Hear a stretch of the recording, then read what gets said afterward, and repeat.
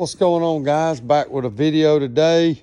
This will be a truck video. I've been wanting to make this video for probably ever since 2022. And I'm a diehard Dodge guy, as you can see. I've had this truck forever. My dad had it. I took it over, built it like it is, compound turbos, axle swap, like it. I grew up on a farm with 78 model Dodge trucks, trucking tobacco. Like I'm a Dodge guy. And as you can see, this is my dad's. He's never seen it. He's getting it this weekend, Sunday. It's windy. Sorry, I'm gonna try to stay in my building. Wind's blowing terrible today.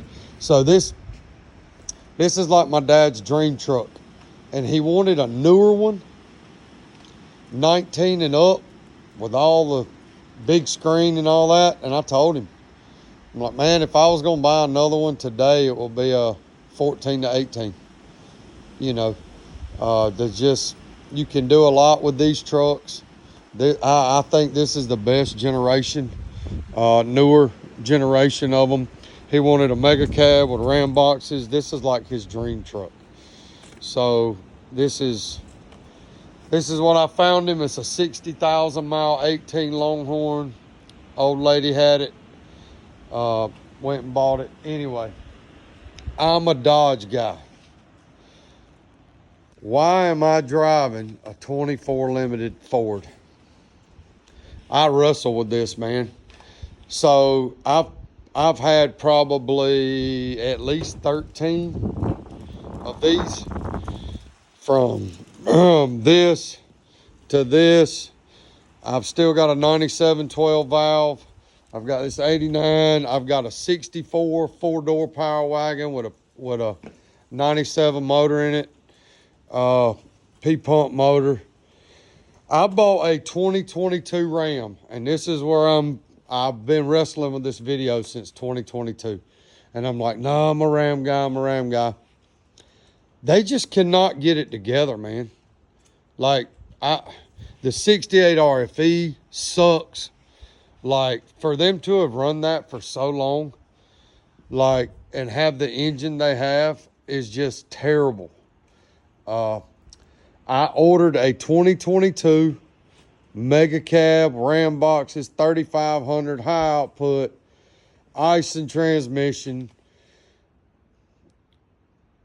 909 miles, and the Aisin, however you want to say it, went out on that truck. Left me in Pigeon Forge, Tennessee for 5 days. Chrysler kept telling me they were going to call me back every day. We'll call you back. Keep in mind, I've got 2 kids on a spring break that my in-laws had to drive to Pigeon Forge and get my kids and get them back for school. My foreman had to drive a truck all the way to Pigeon Forge because they wouldn't approve me a rental car.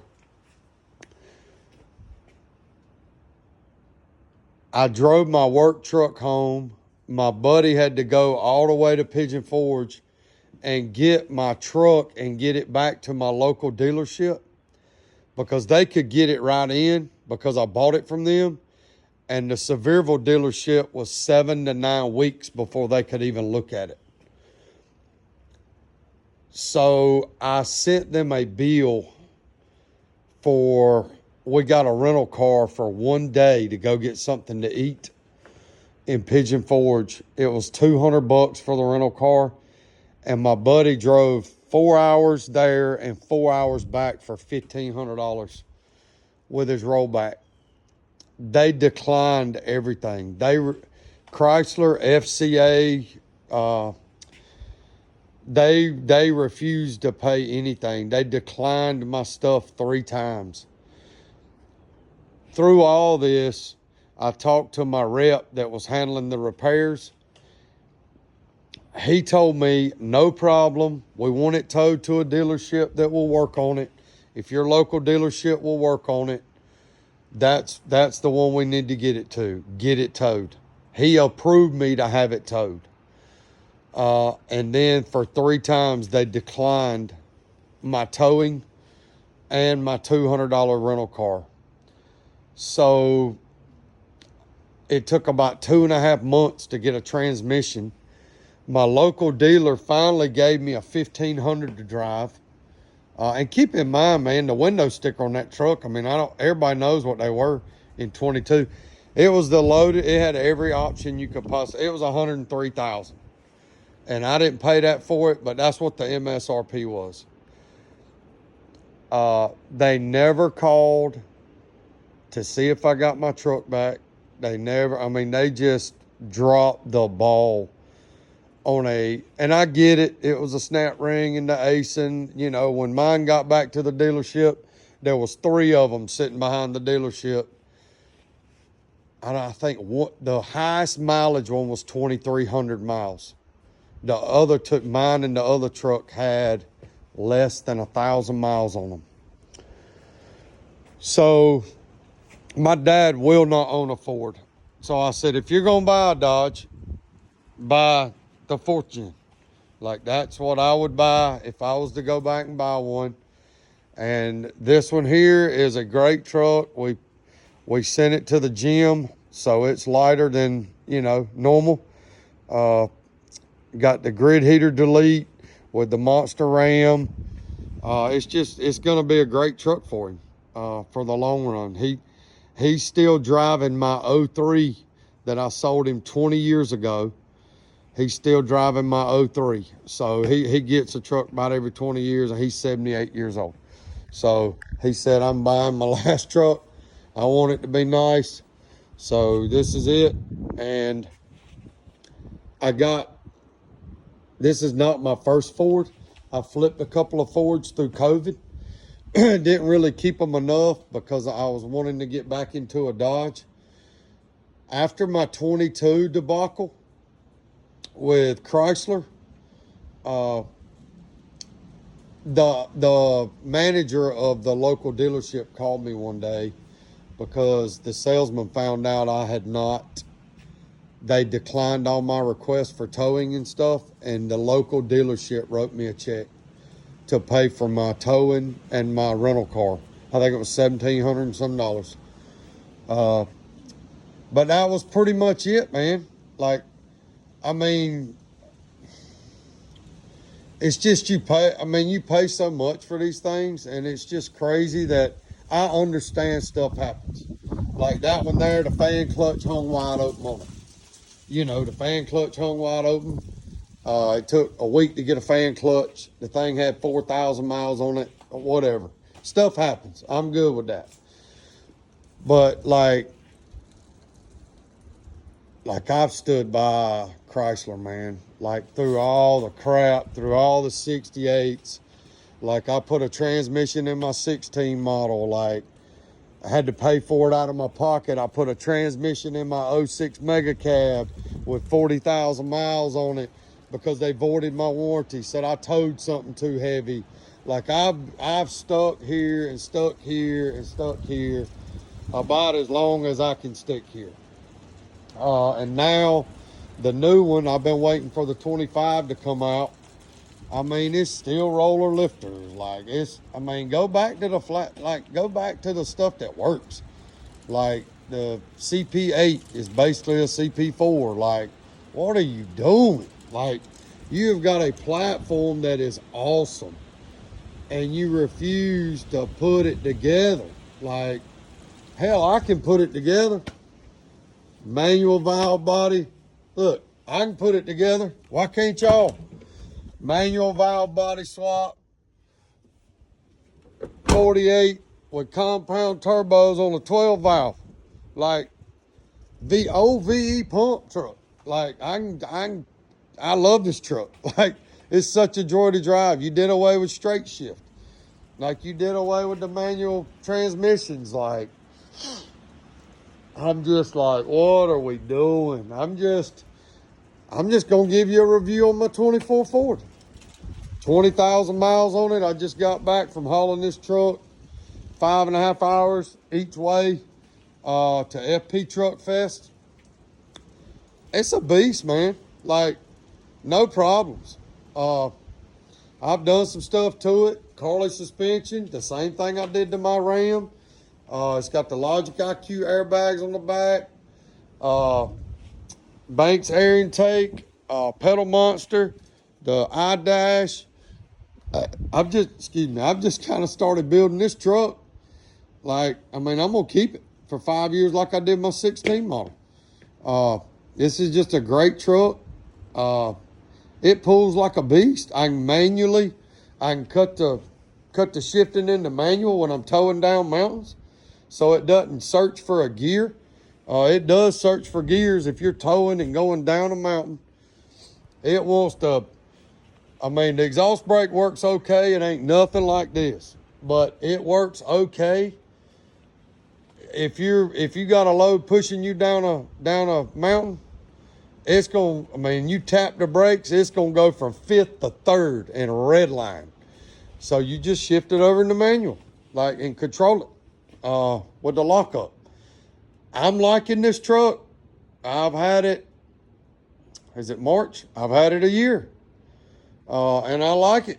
I'm liking it a lot. So for me to have it for a year and not be looking to sell it, it's pretty good considering I'm a Dodge guy. I just wanted, I've really debated on making this video because I am such a Dodge man. I just did not want to hurt the brand.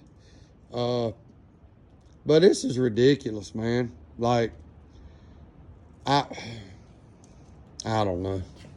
I just think the platform is there. You got the best platform on the market, and you just can't get it together. It just, man. I mean, my 64's got a P pump in it with a 47 RE swap manual with a lockup. I mean, that's what people want. People want to drive something and enjoy it, be able to tow with it, haul with it, beat on it, bang it, and not like this thing right here. I'm worried to death. I mean, that my dad's gonna get this and have to put a valve body in it or a solenoid pack in it, or I mean, a hell of a transmission in it. You know, I mean, that's the drawback to this truck right here. Anyway, I don't know really what they're gonna do in the future, but I kept this for a year. I was like, well, when the 25s come out, I'm gonna go get me another Ram. And I mean, exhaust brake wise, bro, like that thing right there will stop you dead in its tracks. This one here, it's okay. But the power this thing has, like pulling this trailer, like I got this tilt deck. I mean, 22-foot Diamond C tilt deck with this trailer on it, pulling it, it will bring the mail home. And this one will too. I just don't know if the transmission likes it too much. I do like the manual button on this where I can click it and just put it whatever gear I want to go in. That was a good thing they did. You know, I'm just probably ranting. It's 2025. Bought my truck in 2022 that I had trouble with. It was my dream truck, Granite Crystal, Mega Cab, 3500, single rear, Longhorn. I mean, air ride on the rear from the factory. It was loaded. I loved it. And the guy that bought it from me had a minute's trouble with it. It just, when you lose a transmission at 900 miles, my wife refused to ride in it anymore. She was like, nope. When you're stuck for 5 days in a cabin and all you've got is granola bars and one loaf of bread for you and a 7-year-old and a 9-year-old, it'll make you, you know what I mean? With nobody, I mean, Chrysler just did nothing. We'll call you back tomorrow. We'll call you back tomorrow. We'll call you back tomorrow. And I never heard a word till about 8 days later. They finally called me, and hell, I'd already got home and got my truck to the dealership. You know, I mean, it was just ridiculous, really, the way they handled the whole situation. And I'm not the only one. There was a guy from Florida. I watched a YouTube video. He was in Texas, and his went out, and it had been 2.5 months, and he was trying to figure out when he was going to get his truck back. And they wanted him to rent a truck and pay for it up front, assuming they would pay him back. And I was like, shit, boy, they ain't paid me back nothing. My local dealership paid me back. But anyway, I think V-Belt and Sons did a video like this, and it just got me thinking. I was like, you know what? I really hadn't talked about my experience with my 22 model, but I think I will. So anyway, all of y'all looking to buy a new Ram, I would really consider it, highly pray about it and think about it before I did it. I just don't think they've got it together. I'd wait and see how the ZF transmission, the 8-speed plays out. Everybody talks about how it's got more power. I've watched a couple of reviews on it, but anyway, that's just my 2 cents, and I figured I'd bring it to you and let you know I'm still going to keep my old Dodges, and I'm pulling them with a Ford. So maybe I can get my old 64 4-door swept line and tow this one to shows with my old swept line. That might be my new goal. So anyway, appreciate y'all listening to my rant. I hope y'all have a blessed day, and remember, Jesus loves you.